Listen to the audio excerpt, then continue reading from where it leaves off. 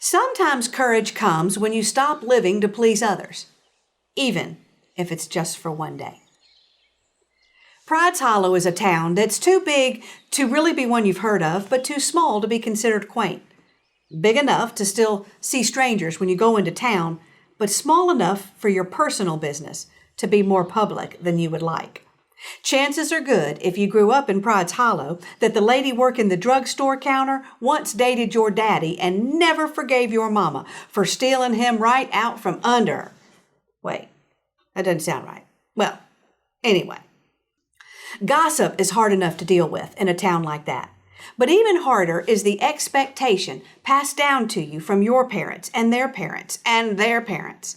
For to some, children become the walking embodiment of the fruits of our labor.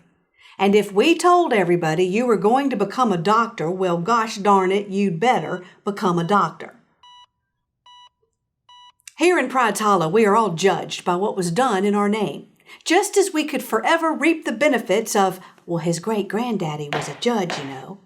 A secret affair, a brush with the law, or the suspicious DNA of a child would cling to you long beyond the grave. And one negative always outweighed 10 positives. That's the math of small-town gossip. The Wentworths were a family that had gone to great lengths to cultivate a name of recognition and worth. And while they had desired more for their only son, Barnsley P. Wentworth III, than the life of an accountant, well, at least his clients were of high esteem. If you can't make big money, at least you could handle big money. It gave his mother something to brag about over at Merlene, Burlene, and Shirlene's House of Beauty, where gossip is truth, big hair is a blessing, and tabloids are the second gospel. They certainly did not expect Barnsley to give Old Man Wither's challenge any serious thought, and they certainly did not expect that he would accept the challenge. Everybody knows he doesn't need the money, and they certainly did not approve of his choice, and if they could have seen it coming, they would have done anything to stop it. But they didn't. Enter in Barnsley P. Wentworth III, a quiet guy with kind eyes that held a hint of sadness to the edges. He slipped in and out of a room without you really knowing he was there. He was dependable, hard-working, and much to his mother's chagrin, still single. He just hadn't met the right girl yet, despite her endless efforts to set him up. And he wasn't in any hurry. Barnsley never really cared about his family's worth as much as his parents thought he should. He was quite happy with simple pleasures and a place to fish on Sunday afternoons. But when Old Man Wither's challenge made it to Barnsley's ear, what would you do if you were brave? He knew exactly what. Barnsley had most everything you could want and need in life, a good job, a secure future, a nice place to live. But there was one thing he didn't have: passion. Now, I'm not talking about the romantic kind of passion. I'm talking about that something that really lights you up from the inside out. That thing that doesn't fall into what you should do, but what you could do, if you were brave. He had never forgotten that year back when he was a teenager, and he spent a summer as a counselor at a camp for sick kids. As counselors, their job was to find ways to make the kids' lives more fun, even if it was just for a few weeks, to help splash some color into a world that had been painted in shades of hospital gray. Barnsley, the quiet teenager, was given the unexpected task one day at camp that changed everything. They made him be the camp clown, because the girl who usually did it was sick. And so a quiet teenager who liked math and reading and did not like being the center of attention put on a clown costume, a bright blonde wig, painted his face, and popped on a bright red nose and floppy shoes. And when he stepped out of his cabin as Juggles the clown, he became somebody else. He never forgot the sound of the children laughing and cheering, or the feeling of accomplishment and pride he felt when he went to sleep that night. He spent the rest of the summer as Juggles the clown. Best summer of his life. So when Barnsley thought about the challenge, it wasn't so much a chance to get the money that he didn't really need as much as an excuse to dig out the costume that had gone missing at the end of summer camp. And just pulling it out of the box filled Barnsley with a feeling he hadn't felt since. Passion. He took the day off work, made the necessary calls, went to go buy supplies, and spent hours painting his face with a big, bright, oversized smile. The costume still fit him. Well, it was a little shorter than it used to be, but that seemed to just make him funnier. And when he stuck that red nose on his face and popped his rubber suspenders, his real smile was just as big as the painted one. Word spread quickly through the children's hospital over in Garnett that they had a special visitor. Little feet, little bald heads, and matching patterned hospital smocks shuffled their way to the recreation room in excitement. Following the sounds of music and honking horns, where Juggles the Clown was already in full-on performance mode. The kids who couldn't get out of bed got a personal visit from Juggles himself and a bedside performance.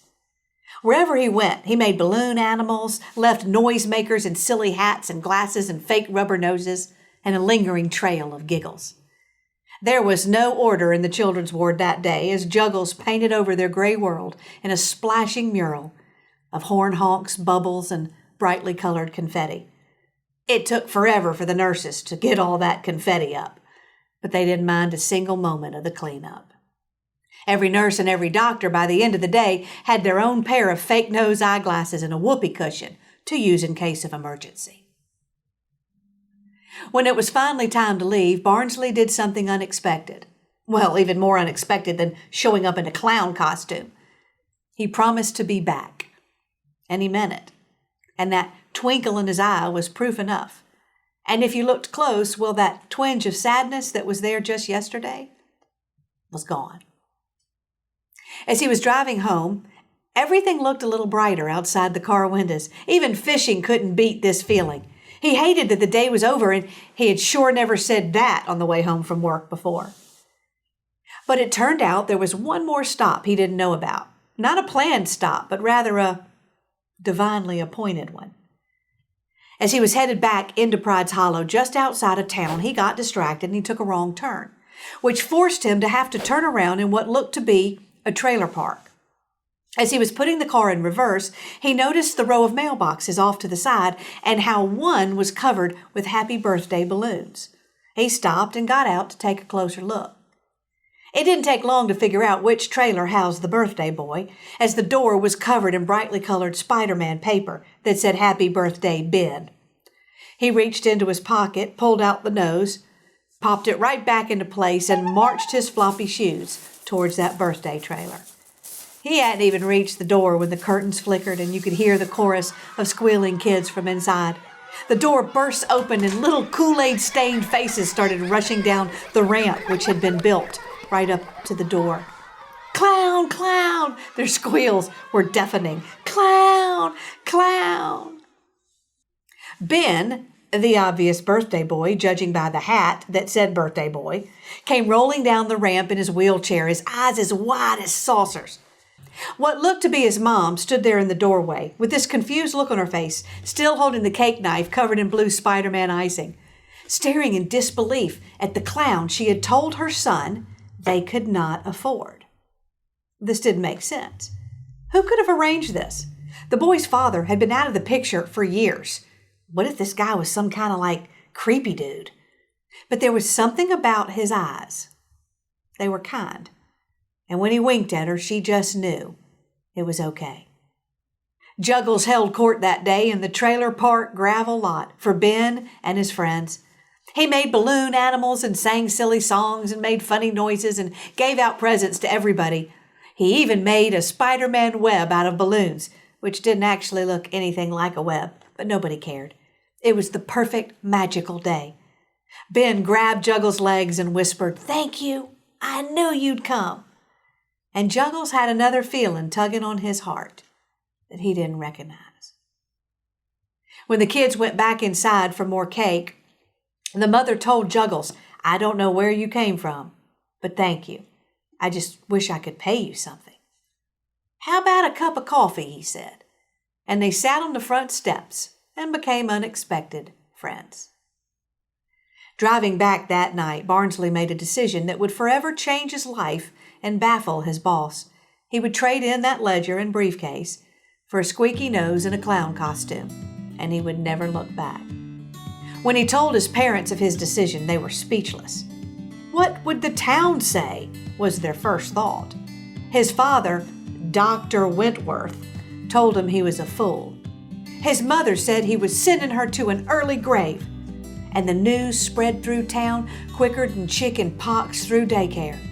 His mother couldn't go to the beauty salon for weeks, she was so mortified, till Sally Jane's high school daughter got pregnant and the gossip had changed to a new topic. Barnsley P. Wentworth III had traded in a lucrative, respectable job to start a camp for sick children.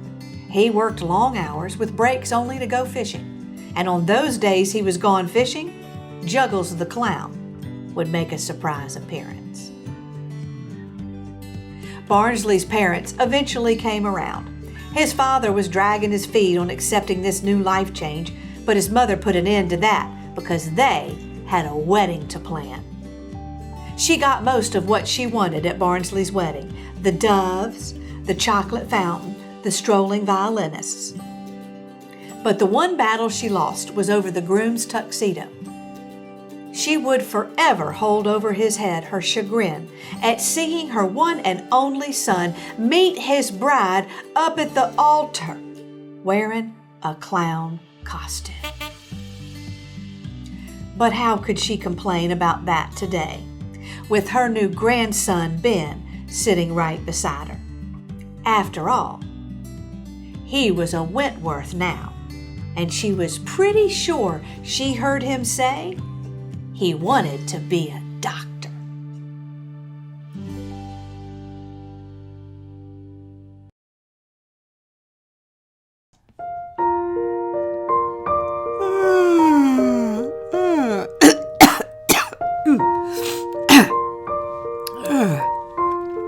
Oh, excuse me. Hey, everybody. Kelly Swanson here. Yeah, that's me under this blanket.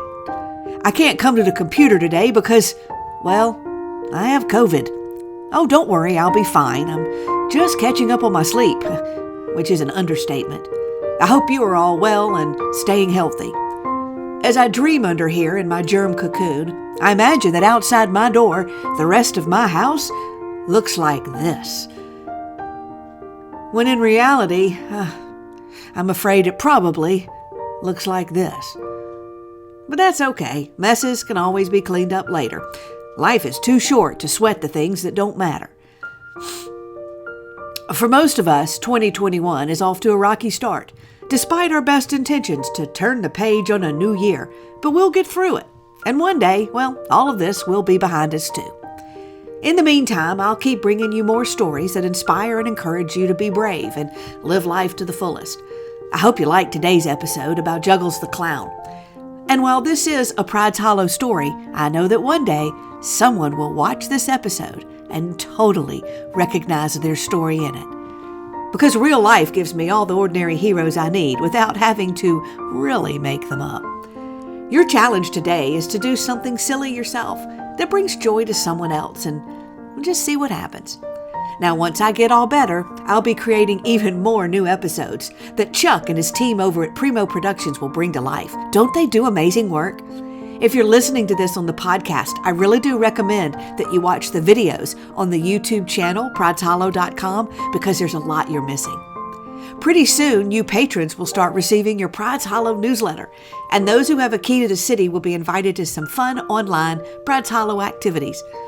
You'll also get to start meeting some of our sponsors, too. It's not too late to be part of our cyber town. Just go to patreon.com/Kelly Swanson for more details. Don't forget that your key to the city will include a copy at the end of the season, print and audio, of all the stories we did that season. It makes a great gift. Okay, all this talking is wearing me out. I'm just gonna close my eyes for 1 minute.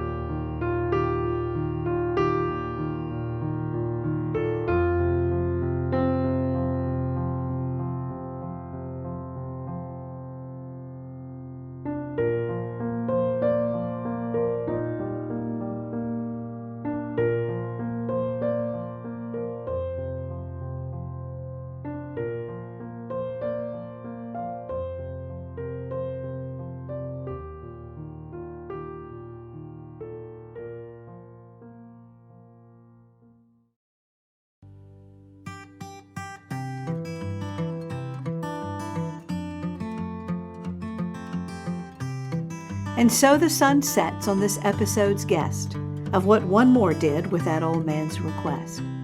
But soon I'll be back with a new tale to unfold, for there are many more stories still left to be told.